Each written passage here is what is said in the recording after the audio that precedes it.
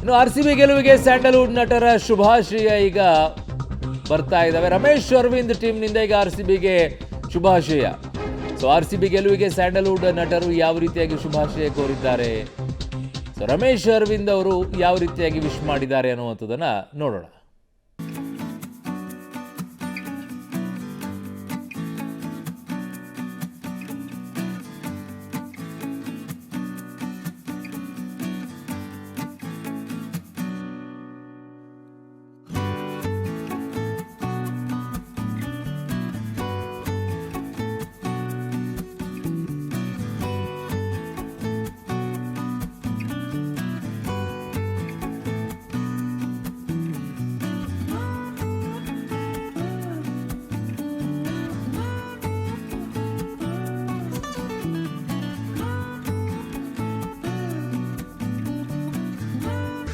ಇವರು ಅದರಲ್ಲಿ ಒಂದು ಸೀನ್ ಮಾತ್ರ ಚೆನ್ನಾಗಿದೆ. ಆ ಕಡೆಗೆ ಪಂಜಾಬಿ ಅವನೊಬ್ಬನ ಕೂರಿಸ್ಕೊಳ್ತಾರೆ, ಈ ಕಡೆಗೆ ಅರವಿಂದ್ ಅವ್ರು ಕೂತ್ಕೊಳ್ತಾರೆ.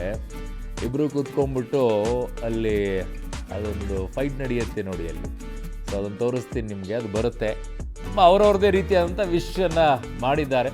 ಸೊ ಶಕ್ತಿ ಪ್ರದರ್ಶನ ಹೇಗಿದೆ ಅನ್ನುವಂಥದ್ದು ನಿಮಗೆ ಅಲ್ಲಿ ತೋರಿಸ್ತಾ ಇದ್ದಾರೆ. ಇಲ್ಲಿದೆ ನೋಡಿ, ಇದು ಸೀನ್. ಆ ಕಡೆಗೆ ಪಂಜಾಬ್, ಈ ಕಡೆಗೆ RCB ಅಂತ ಹೇಳಿ.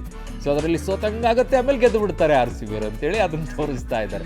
ಒಂದೊಂದು ಕ್ರಿಯೇಟಿವಿಟಿ ರೀ, ತುಂಬ ಏನೇನೇನೇನೋ ಹುಡುಕ್ತಾರೆ, ಏನೋ ಒಟ್ಟಿನಲ್ಲಿ ಮಾಡ್ತಾರೆ.